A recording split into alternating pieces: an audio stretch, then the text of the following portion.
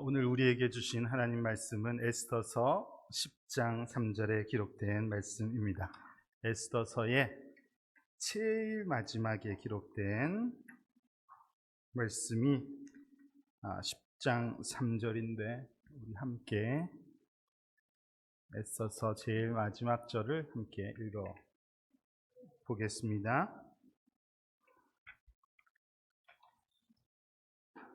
같이 읽겠습니다. 유다인 모르드게가 아하수에로 왕의 다음이 되고 유다인 중에 크게 존경받고 그의 허다한 형제에게 사랑을 받고 그의 백성의 이익을 도모하며 그의 모든 종족을 안위하였더라. 아멘.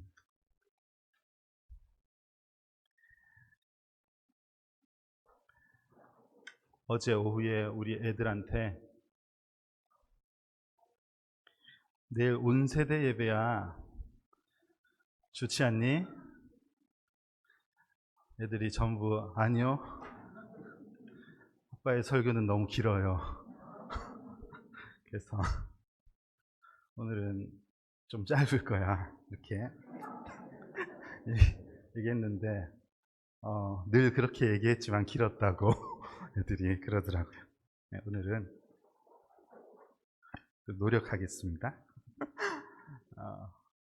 에스더서를 8번째 이제 하고 오늘 마지막 시간인데 마지막 말씀을 우리 온 세대와 함께 나누게 된 거 참 기쁜 일이라고 생각합니다. 왜 그러냐 하면은 제 마음속에 이 에스더서가 최종적으로 우리에게 던져주시는 이 귀한 메시지를 특별히 우리 자녀 세대들이 잘 새겨 들으면 좋겠다, 그런 마음이 제게 있기 때문에 그렇습니다.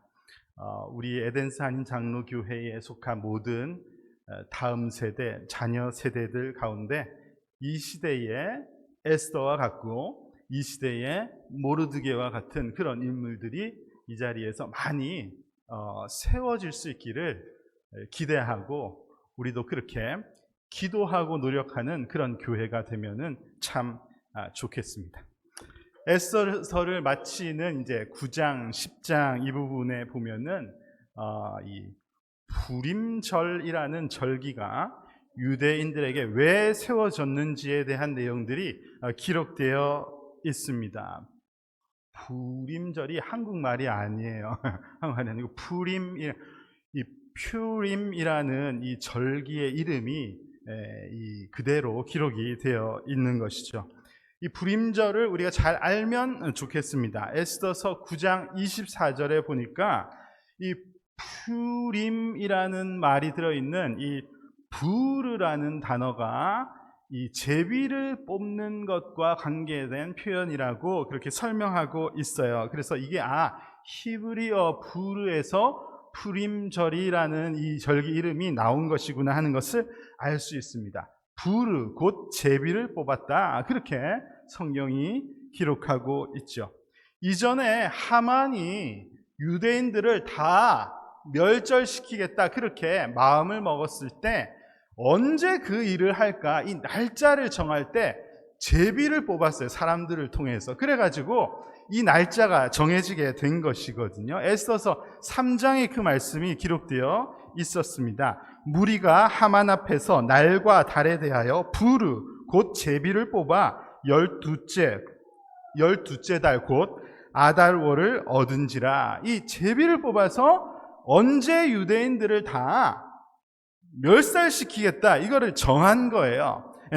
자, 그런데 그렇게 정했던 날에 유대인들이 다 멸절당한 것이 아니고 지금 에스더서 이야기가 어떻게 됐죠? 반전이 일어났잖아요. 그래서 이날에 오히려 그 날을 정했던 하만이 죽음을 맞이하게 된 그런 날이 되게 된 것입니다. 오히려 유대인들은 죽음을 면하고 참 자유를 얻은 날이 된 것이죠. 그래서 유대인들이 이 날이 너무 기쁜 거예요. 너무 감사한 일이 된 것이죠. 그래서 이 날을 우리만 그냥 오늘 기뻐하는 것이 아니라 앞으로 우리의 자손들은 계속 이 날이 되면은 잔치를 하고 막 축하를 하고 그런 날이 돼야지 되겠어. 그래서 이제 불임일이라는 날이 절기가 정해진 내용입니다. 9장 28절을 보면은 그 날을 이제 정하는 내용이 여기에 있습니다. 각 지방 각 읍 각 집에서 대대로 이 두 날을 기념하여 지키되 이 불임일을 유다인 중에서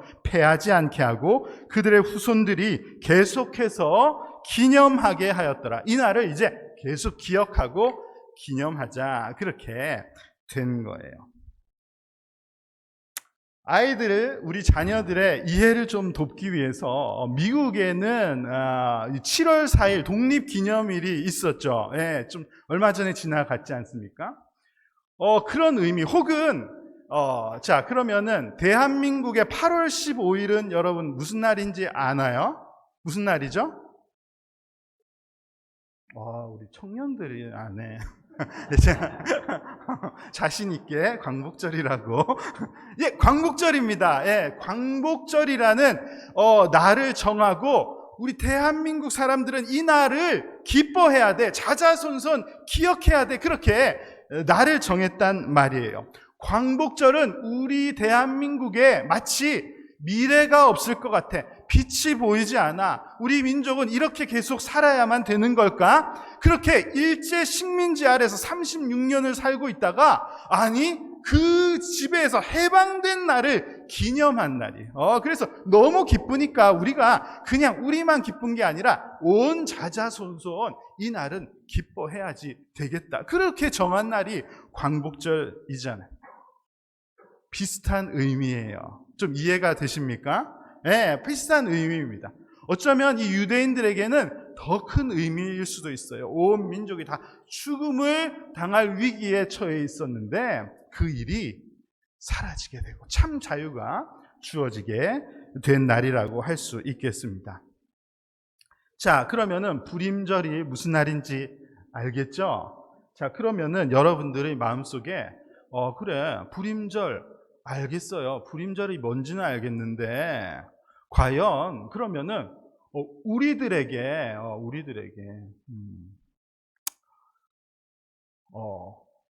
대한민국 사람들에게 혹은 미국인들에게 과연 이 불임절은 무슨 의미가 있습니까? 이걸 왜 우리한테 얘기하는 거죠? 이런 질문을 가지신 분들이 이 자리에 한 6분 정도 계시는 것 같아요.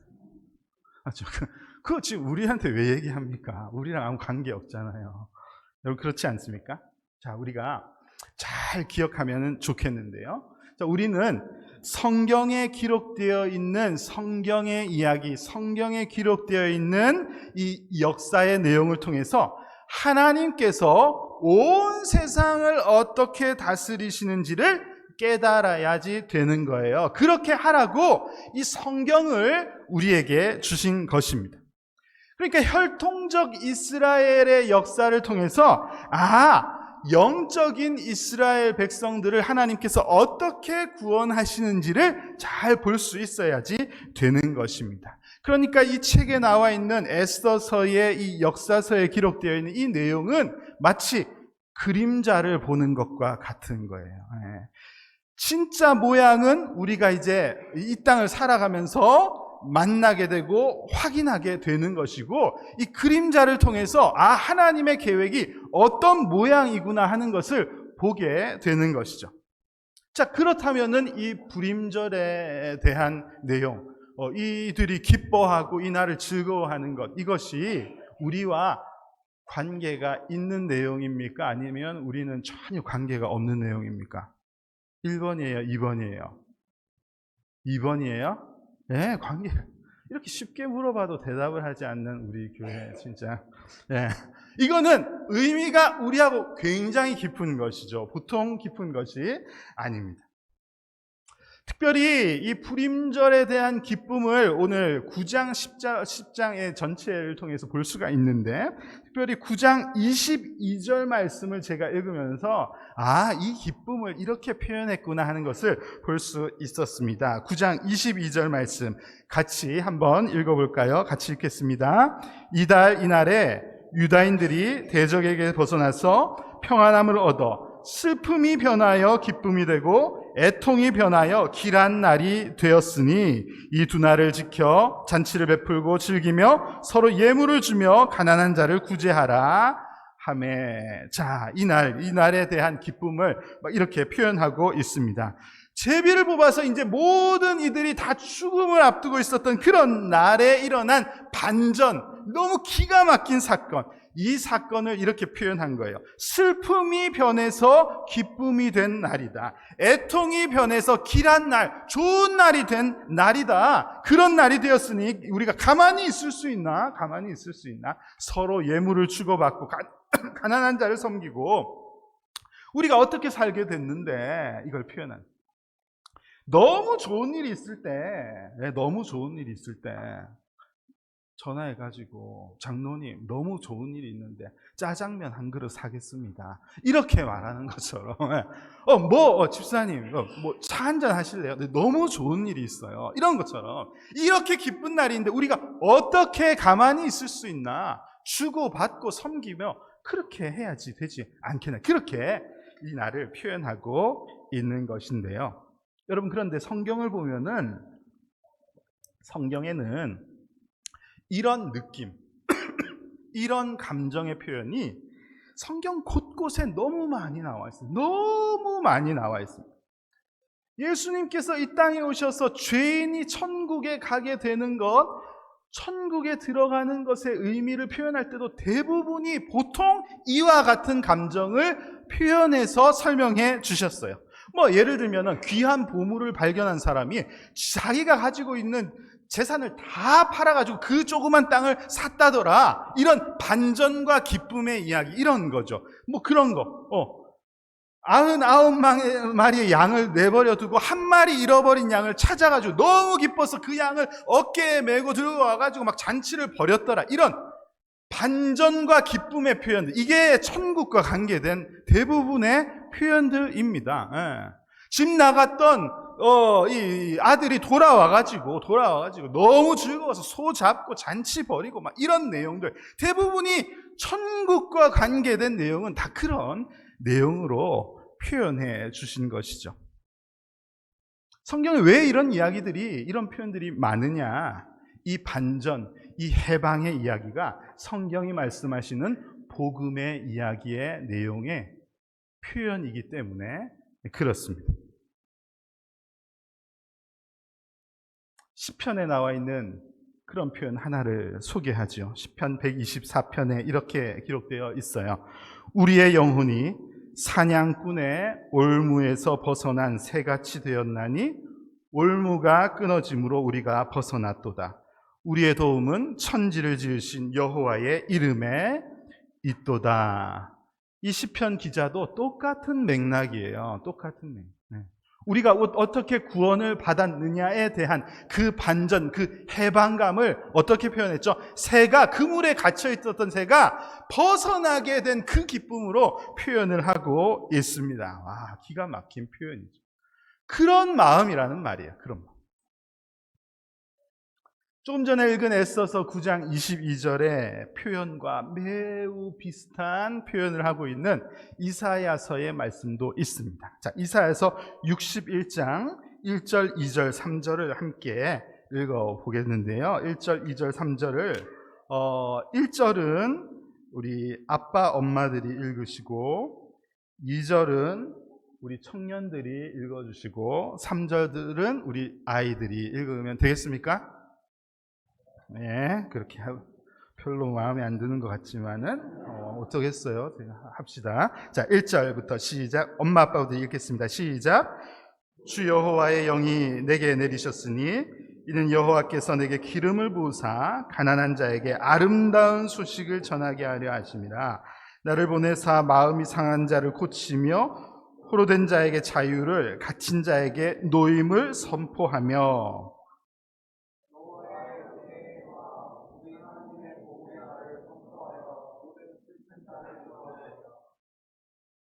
우리 아이들 시작.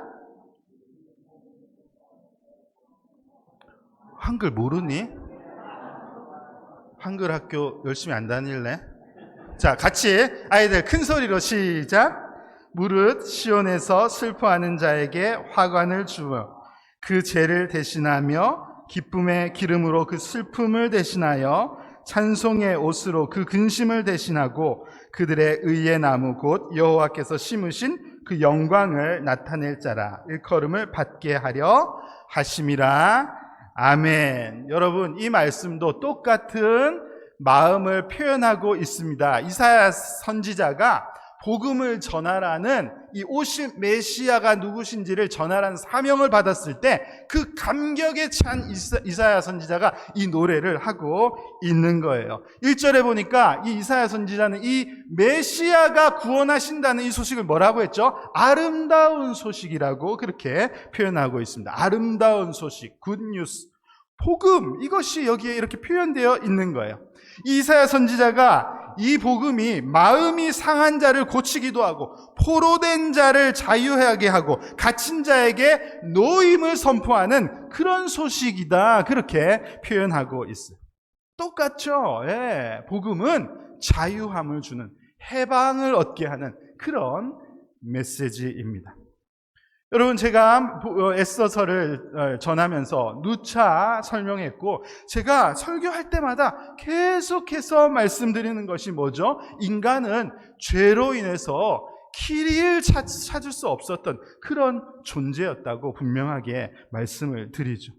처음부터 벗어날 수 없는, 마치 올무에 갇혀 있었던 그런 것과 같다는 말입니다. 그런데 복음은 그런 인생들에게 해방의 소식, 광복의 소식, 살 길이 열렸다는, 참 자유가 주어졌다는 그 소식을 전달해 주는 것입니다. 그래서 방금 읽은 이 말씀 3절을 보면 이 이사야 선지자가 이 뭐라고 표현했습니까? 죄 대신 화관을, 죄를 덮어 쓴다는 것은 진짜 애통스럽네, 너무 괴롭다는 거예요. 죄를 덮어 써야지만 되는 그런 형편에 있는 인생들에게 뭘 줬다는 거예요? 꽃다발을 갖다 주는 그런 기쁨의 소식이라는 말입니다. 에스더서도 그 이야기를 하고 있잖아요. 슬픔이 변해서 기쁨이 되고 애통이 변해서 길한 날이 되었다. 그래서 이 날을 가만히 있을 수 없다, 축하해야 되지 않냐, 그 내용인 것입니다. 여러분, 우리 에덴스 한인 장로교회 성도님들, 여러분의 삶에도 이 복음 때문에 이 기쁨의 감격이 여러분의 삶에 회복되고 드러날 수 있기를 간절히 소망합니다. 이 땅을 살아가는 삶 속에는 물론 여전히 슬퍼할 만한 일들, 아파할 만한 일들은 계속해서 일어날 수 있습니다. 교회 다닌다고 해서 뭐 슬픈 일이 하나도 없이 싹 사라지나요? 그렇지 않습니다. 그러나 이 해방의 소식이 너무 크기 때문에 내 앞에 있는 이 슬퍼할 만한 소식이 더 이상 아픔의 소식이 될 수 없을 만한 그런 일이 되면 참 좋겠습니다. 그래서 슬픔 많은 이 세상도 천국으로 화도다, 그 노래를 부를 수 있는 거예요. 슬픔이 뭐 어디 없어졌나요? 그러나 슬픔이 많이 있지만 천국의 기쁨으로 살아갈 수 있다고 노래하는 것이죠. 에스더서를 마치면서 마지막으로 한 가지 더 강조하고 싶은 것은 바로 이 일을 완성시키시는데 하나님께서 사람을 사용하셨다는 것을 이 에스더서 말씀을 통해서 우리가 받아들일 수 있으면 참 좋겠습니다. 에스더와 모르드게를 사용하셔서 놀라운 일을 하나님께서 행하신 것처럼 세상 속에 세워두신 그리스도인들을 통해서 하나님은 교회의 완성, 하나님의 나라를 완성해 가신다. 그것이 하나님의 계획이시다라는 것을 우리가 받아들이면 참 좋겠습니다. 오늘 우리가 에스더서 제일 마지막 절을 읽었잖아요. 10장 3절이 끝인데 이 끝절을 읽었는데 이 내용이 그와 같습니다. 뭐라고 했죠? 유다인 모르드게가 아하수에로 왕의 다음이 되었다. 왕의 다음, 왕의 오른팔이 되었다. 그렇게 알려주고 있는. 유다인 중에 사랑을 받았고 그의 백성의 이익을 도모하며 그의 모든 종족을 안위하였더라. 그렇게 말씀이 끝나고 있어요. 모르드게와 에스더가 얼마나 가치 있는 존중받는 인생을 살아가고 있는지를 표현하면서 이 말씀이 끝나고 있습니다. 여러분들의 삶이 이와 같이 되기를 소망하며, 특별히 우리가 오늘 온 세대가 함께 예배를 드리는데요, 우리 교회의 자녀 세대들, 우리 어린 아이들 뿐만 아니라 우리 청년들, 이 다음 세대들을 통해서 하나님께서 이런 일을 이루어 가시기를 간절히 소망합니다. 이 말씀은 세상에 가장 높은 자리를 차지할 수 있다, 그 자리를 차지해야 된다, 그것을 말씀하는 것이 아니에요. 교회의 다음 세대들이 세상으로부터 존중받고 세상을 위로할 수 있는 그런 인물들로 살아가기를 소망한다는 말이고, 하나님께서 그것을 원하신다는 말입니다. 미안하지만 교회의 앞선 세대들은 그런 일을 완성하지 못했다고 부끄럽지만 고백할 수밖에 없어요. 그러나 교회의 다음 세대들, 우리 교회의 자녀 세대들은 세상으로부터 인정받고 존중받고 사람들로부터 사랑을 받고, 그들 또한 마음을 다해서 세상의 이익을 도모하고, 그래서 그들을 통해서 세상이 위로를 받는 그런, 우리 세대에는 한 번도 경험해 보지 못한 희망사항으로 남아있는 그런 일들이 교회의 다음 세대를 통해서 일어날 수 있기를 간절히 소망하며, 우리 교회가 그 일을 위해서 더 힘쓰고 부모님들은 더 자녀들을 위해서 기도하고 애쓰는 그런 교회가 되면 좋겠습니다. 에스더서의 설교를 마무리하면서 세상 속에 그리스도인으로 살아가시는 우리 교회 모든 성도님들을 온 마음을 다해서 축복합니다. 세상에서 그리스도인으로 살아간다는 것이 쉬운 일이 아니라는 것을 저도 잘 알고 있습니다. 그래서 여러분들이 더 하나님의 은혜를 매일매일 구하면서 여러분들이 서 있는 그 일터, 가정, 학교, 그곳이 어디이든지 그곳에서 그리스도인의 사명을 잘 감당하면서 사시기를 원하고, 그렇게 살아갈 때에 하나님께서 더 은혜를 베푸셔서 여러분들을 통해서 하나님의 나라를 더욱 확장해 나가시기를 주님의 이름으로 축복합니다.